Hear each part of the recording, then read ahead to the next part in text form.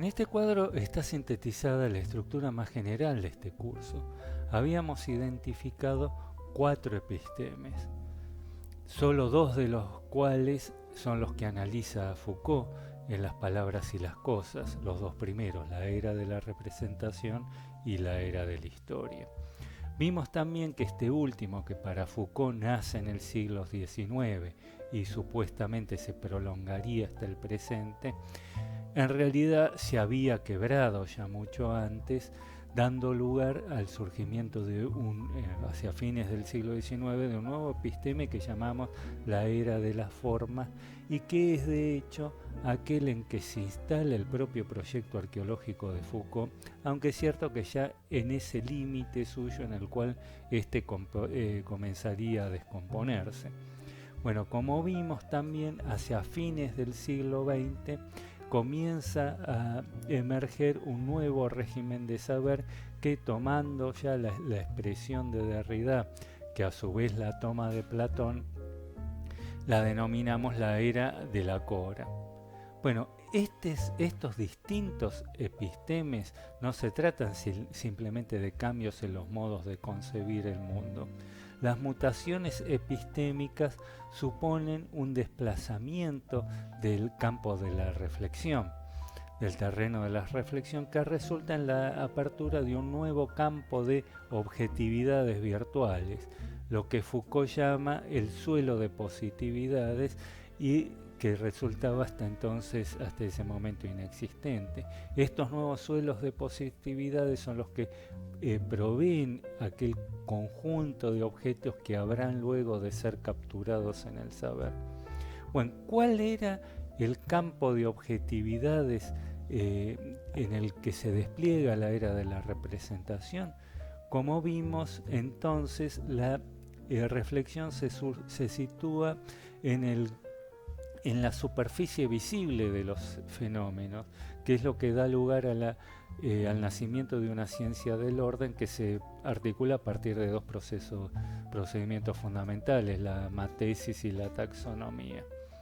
La era de la historia produce a su vez un desplazamiento de la superficie visible de los fenómenos a los principios invisibles formadores de los mismos.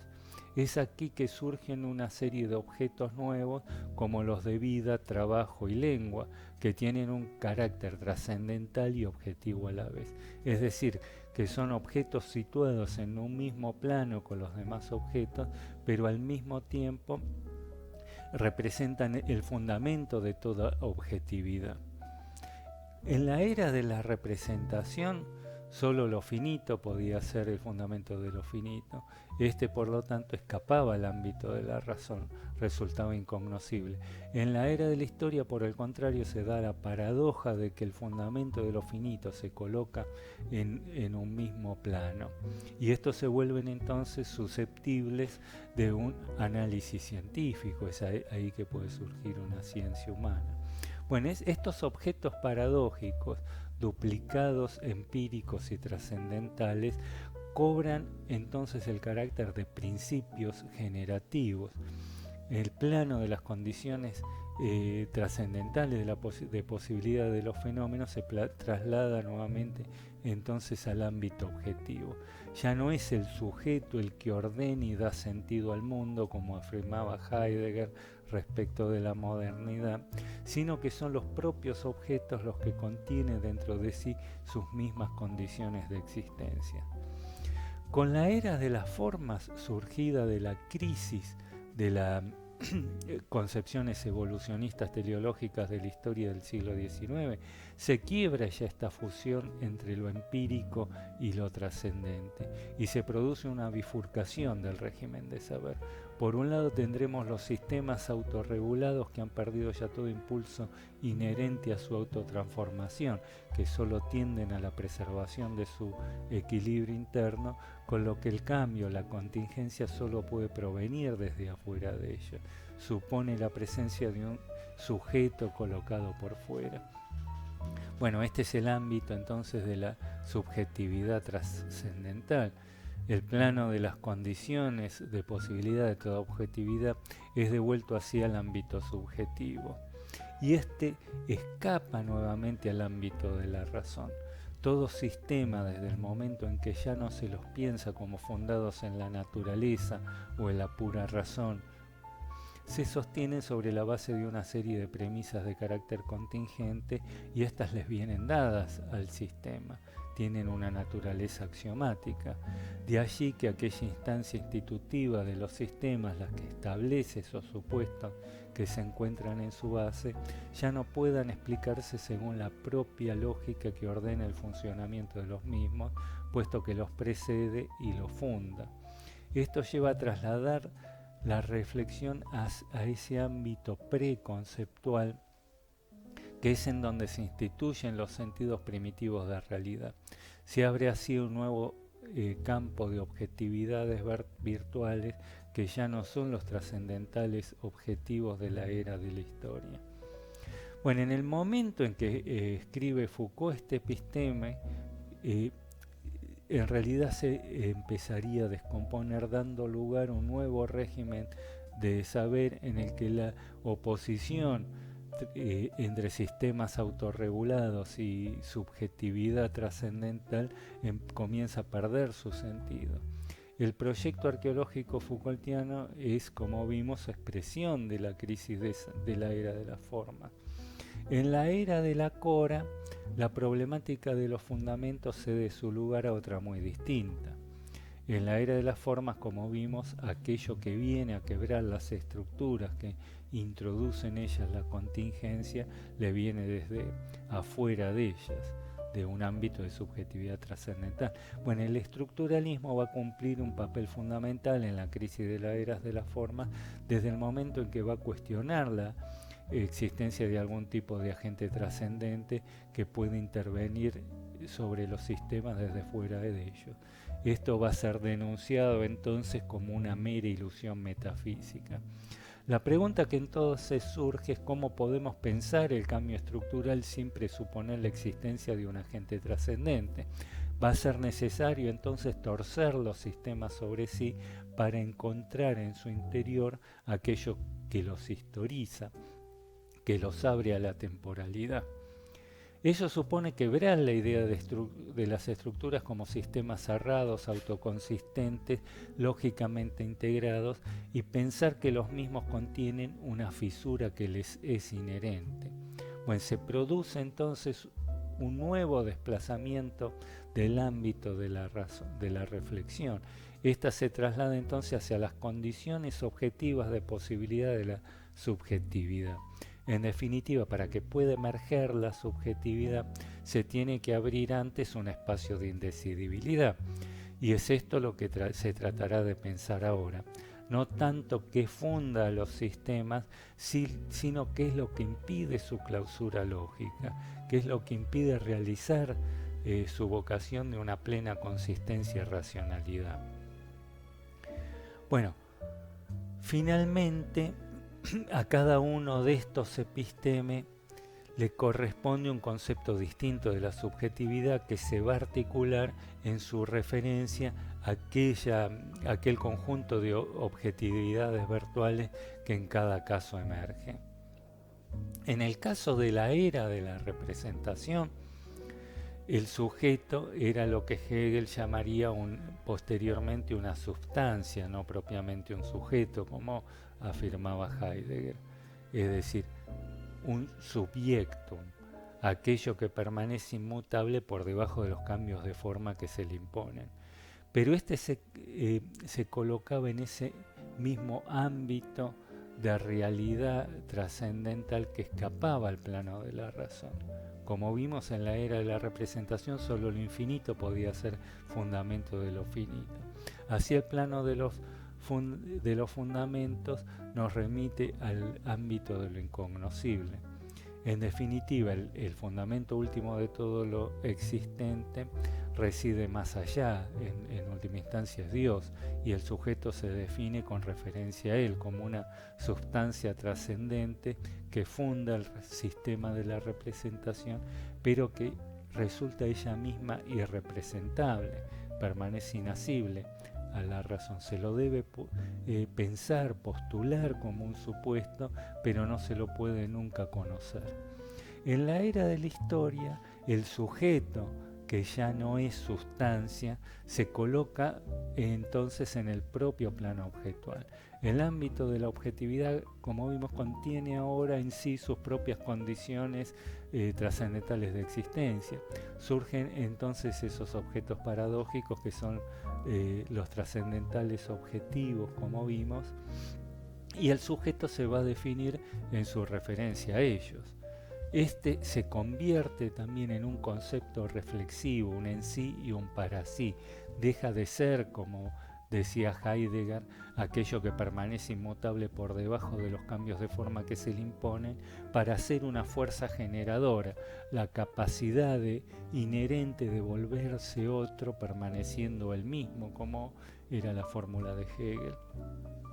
En la era de las formas, este concepto reflexivo del sujeto se quiebra, ese duplicado empírico trascendental se desdobla y el plano de los fundamentos se sitúa nuevamente en el ámbito subjetivo, el cual se desplaza otra vez hacia la esfera trascendente, inacible a la razón, impensable según categorías racionales.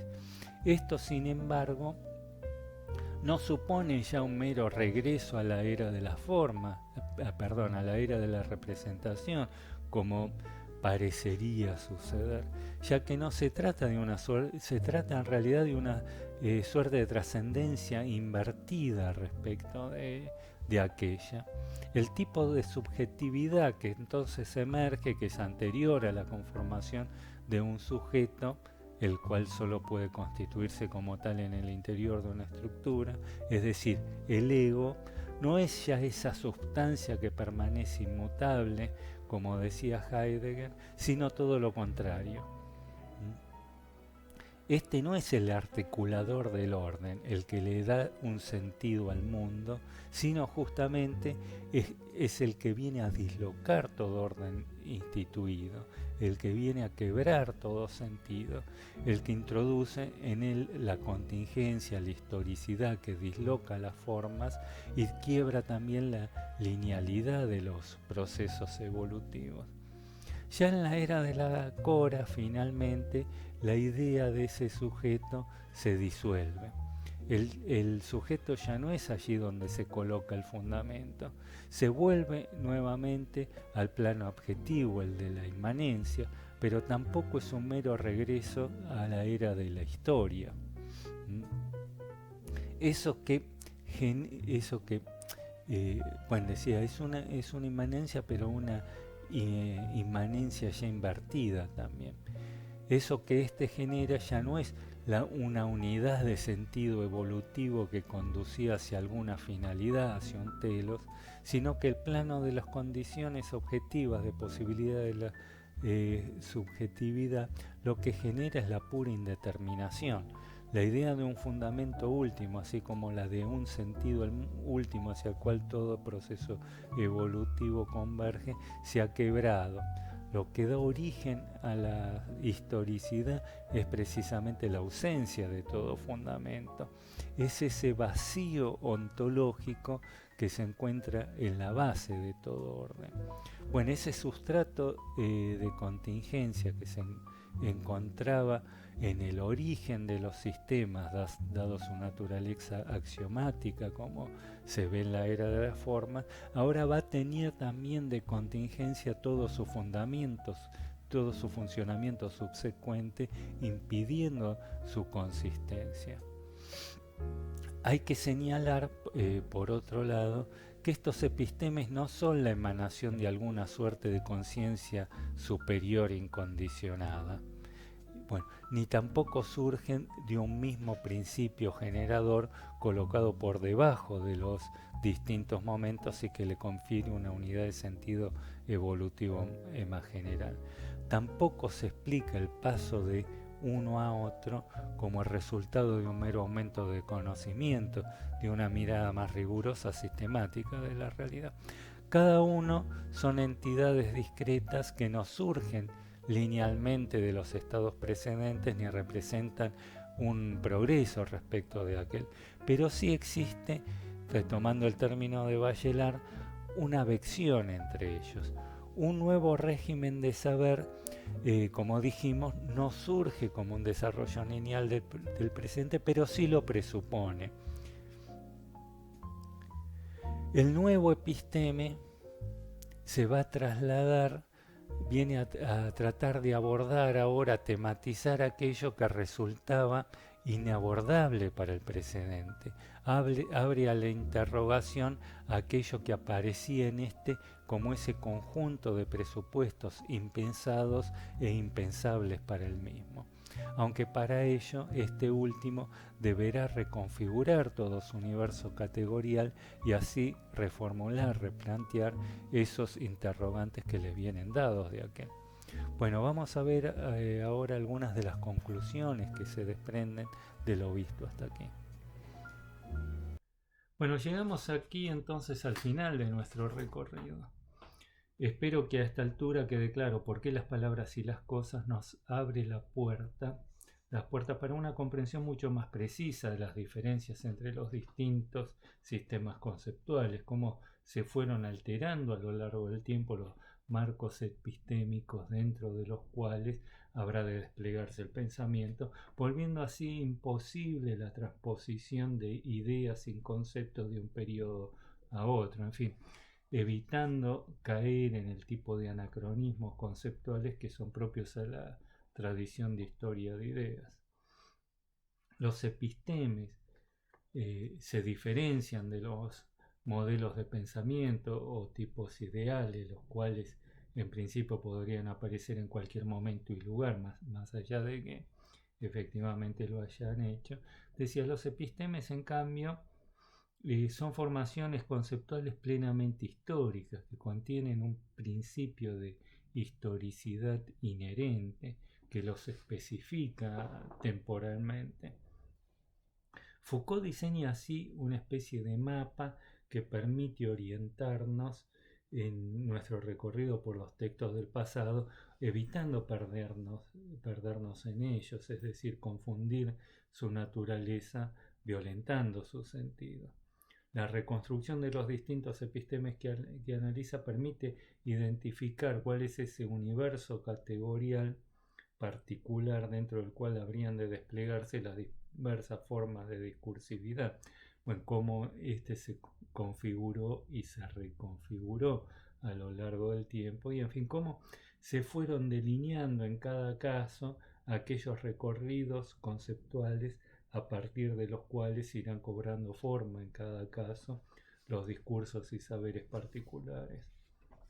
De lo que se trata precisamente es de descubrir qué especifica a cada forma de pensamiento. Normalmente la historia de ideas suele decirnos qué dijo cierto autor en tal obra. Y ello puede ser correcto, pero aún así, aún cuando sea en los casos en que eso es correcto, en la mayoría de las cosas aún no nos dice nada esto acerca del pensamiento del autor en cuestión desde el momento que eso podrían haberlo dicho autores de muchas épocas y contextos discursivos distintos. Es más, en un caso límite, esto termina siendo algo tan vago y genérico que prácticamente cualquiera podría haberlo dicho. Bueno, se trata en el fondo todavía de una lectura superficial que no nos dice nada acerca de qué identifica al tipo particular de discurso dentro del cual ese texto en cuestión se escribe. Es muy común encontrar papers, libros, tesis, ¿no?, que incurren en ese problema. Lo que uno espera encontrar, como dije, es que estos análisis nos permitan comprender lo que particulariza la obra de un determinado autor, detectar en ella qué es lo que solo pudo haberse dicho en un momento y un lugar particulares, ni un siglo antes ni un siglo después, y a partir de allí cuál es esa operación que se diseña en ese mismo texto y por el cual se produjo aquel recorte específico de ese universo categorial que el autor tenía en ese entonces disponible, dando lugar finalmente a ese discurso particular, ¿no? Bueno, para ello se necesita ir más allá de la letra de los textos y reconstruir la constelación intelectual dentro de la cual el mismo se inscribe, el suelo de saberes epocales que le subyace, cómo se vinculó a su vez con los otros discursos y saberes disponibles, y en fin, cómo fue que este fue cobrando formas a través de esa misma interacción. En definitiva, mientras la historia de ideas identifica líneas de pensamiento o modelos y analiza cómo se desplegaron horizontalmente a lo largo de la historia, desde los griegos hasta ahora, por el contrario, de lo que se trata para una arqueología del saber es seccionar longitudinalmente la historia intelectual, reconstruir contextos discursivos y su régimen de funcionamiento, cómo se estructuró y llegado al caso se reestructuró ese terreno dentro del cual los diversos saberes y sistemas de pensamiento pudieron desplegarse, el sistema de sus interacciones recíprocas. Como vimos, la arqueología del saber que propone Foucault plantea también algunos problemas. La reconstrucción que ofrece se enfoca en señalar el gran quiebre epistémico que se produjo hacia comienzos del siglo XIX. De este modo nos permite superar esa visión todavía fuertemente histórica que propuso Heidegger y que es la que se terminó convirtiendo en la visión estándar acerca de la modernidad y del sujeto moderno. Según este relato estándar, el ego cogito constituye una suerte de esencia que recorrería toda la historia del pensamiento desde Descartes hasta el presente, pasando así por Kant, Kierkegaard, Marx, etcétera, etcétera, como si todos ellos, cuando hablaran de sujeto, estaban hablando de lo mismo.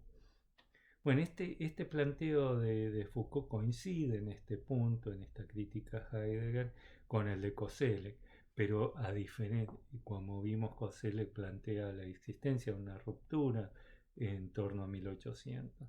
Bueno, pero a diferencia de este último, para quien solo se habría producido esa única ruptura conceptual en Occidente, que es la que vimos que se produce en el periodo que denomina Sattelzeit, Foucault retoma de Heidegger el señalamiento de la existencia de ese otro quiebre producido 2 siglos antes en tiempo de Descartes y que da lugar al nacimiento a lo que él llama la era de la representación y como también Heidegger la era de la representación del mundo.